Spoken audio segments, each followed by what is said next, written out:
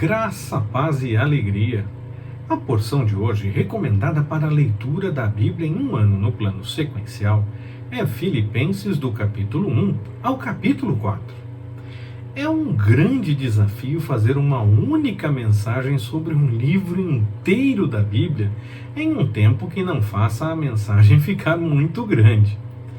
Ainda que pequeno, esse livro, essa carta de Paulo aos Filipenses, tem 4 capítulos apenas, mas há muitas mensagens e meditações que podem brotar desta carta. E nas mensagens escritas do Compartilhando na Web, nas quintas-feiras, estamos escrevendo exatamente sobre Filipenses. Mas, para esse nosso desafio, o principal é a leitura do texto, digo isso desde o começo. O desafio é de leitura da Bíblia. A mensagem devocional é para ajudar nessa questão de estudo e de devocional mesmo, a alertar para alguns pontos que o texto apresenta e que às vezes as pessoas parecem ver coisas diferentes do que o texto realmente diz.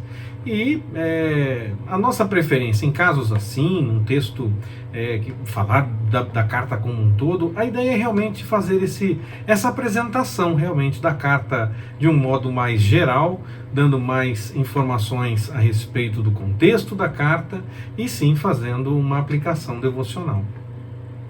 Em muitos aspectos, esta é a mais bela carta de Paulo. É cheia de ternura, de calor e de afeição.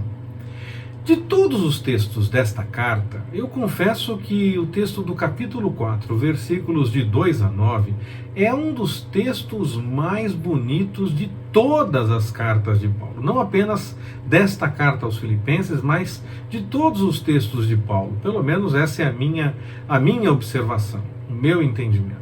Se você já leu, leia novamente. Se ainda não fez a leitura do dia de hoje, então, quando você chegar no capítulo 4, nos versículos de 2 a 9, dê uma atenção especial a esse texto.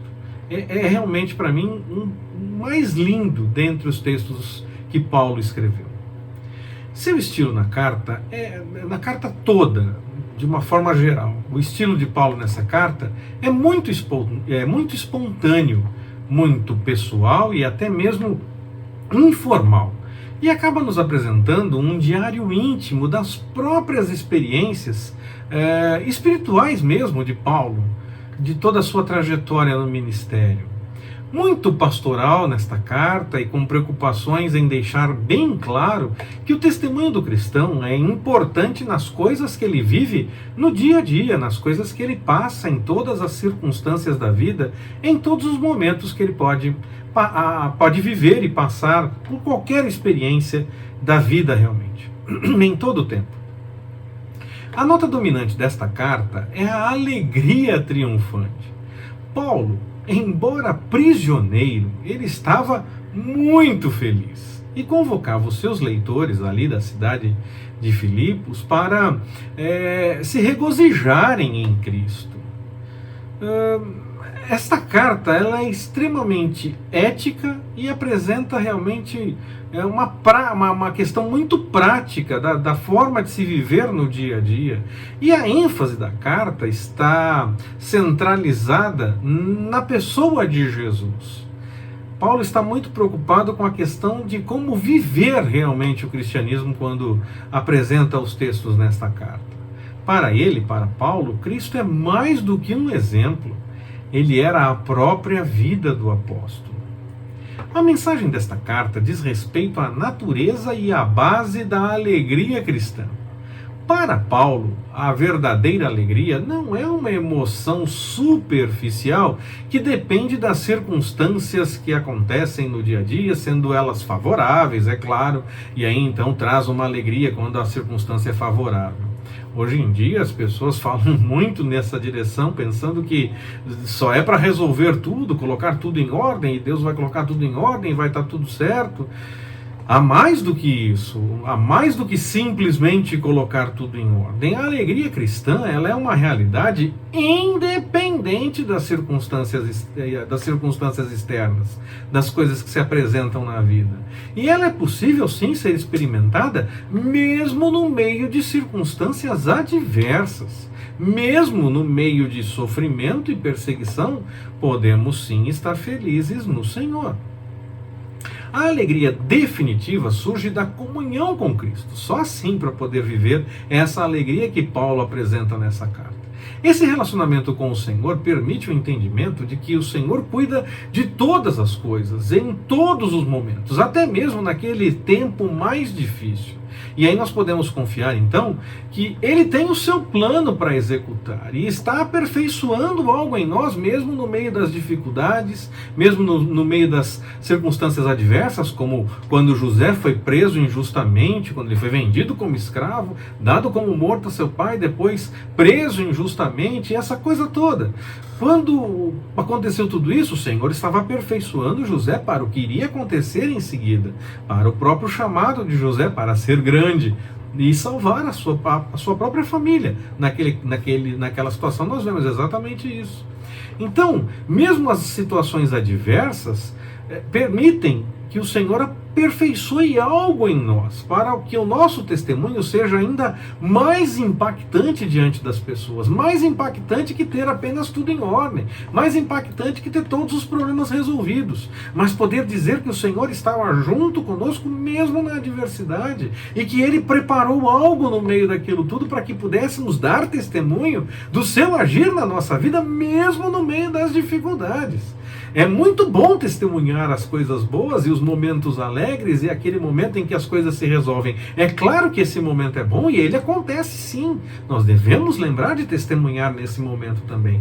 Mas quando as coisas estão contrárias, quando há adversidade, quando há sofrimento e perseguição, se nós estamos debaixo da vontade do Senhor, se nós estamos buscando a vontade do Senhor, o Senhor tem um plano no meio de tudo isso e quer aperfeiçoar algo em nós, para que o testemunho seja ainda mais impactante e a mensagem possa ser ainda mais anunciada às outras pessoas. Atos dos Apóstolos, no capítulo 16, versículos de 12 a 20, registra a fundação da igreja de Filipe. Paulo estabeleceu a igreja durante a segunda viagem missionária, por volta do ano 51 depois de Cristo. E desde o começo, essa igreja, os irmãos ali de Filipe, eles apresentavam um forte zelo missionário. Até mesmo eram constantes em seu apoio ao ministério de Paulo. Nós vemos isso em Filipenses no capítulo 4, versículos de 15 a 16, e Paulo dá testemunho dessa realidade aos de Corinto, lá em 2 Coríntios no capítulo 11, versículos 8 e 9. É mais provável que Paulo tenha escrito esta carta durante a sua primeira prisão romana, por volta do ano 61 depois de Cristo. E ele fez isso para agradecer aos irmãos por conta da contribuição que ele tinha recebido da parte deles.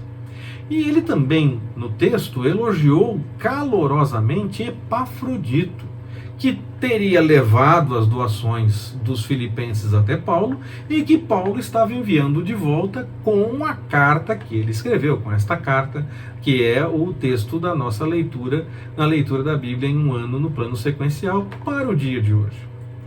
Os estudiosos não questionam nem mesmo essa data possível por volta do ano 61 depois de Cristo, nem mesmo a autoria de Paulo. Pode sim, claro, pode ser que nós encontremos em alguns textos, alguns estudiosos fazendo algum comentário diferente.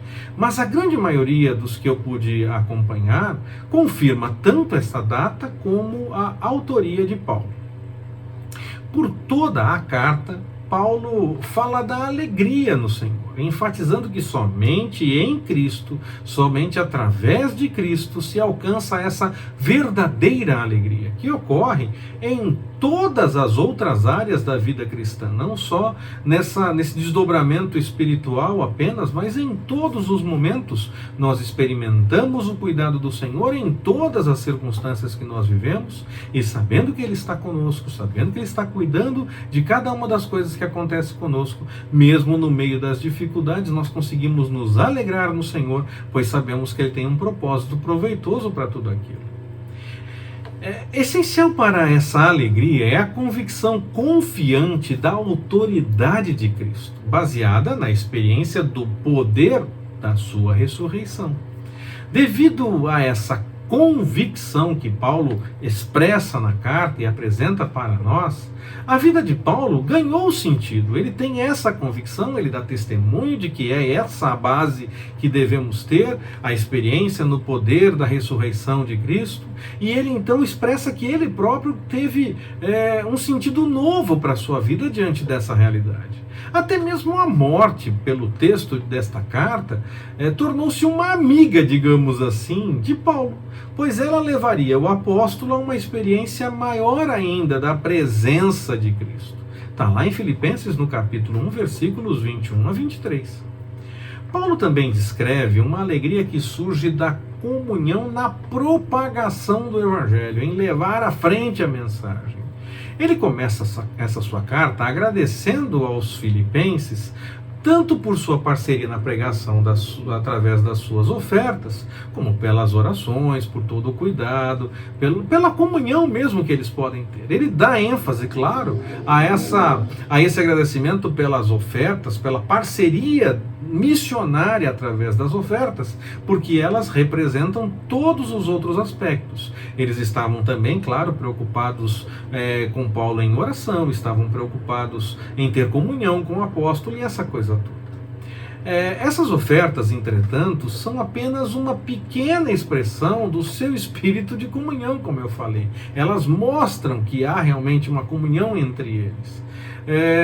Paulo até coloca no próprio texto, no capítulo 4, versículo 17 da carta aos Filipenses, algo como que o fruto cresça para a vossa conta, para a conta dos filipenses. Ele agradece e ainda quer que o Senhor cuide e abençoe daqueles que estavam colaborando e ajudando no encaminhamento das coisas na vida do apóstolo, ajudando realmente, investindo na vida dele para que ele pudesse levar à frente a mensagem do Evangelho. Então, sendo dessa forma, a alegria cristã é uma consequência de estar em comunhão ativa com o Senhor.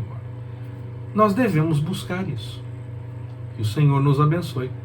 Forte abraço, até mais, permitindo o Senhor.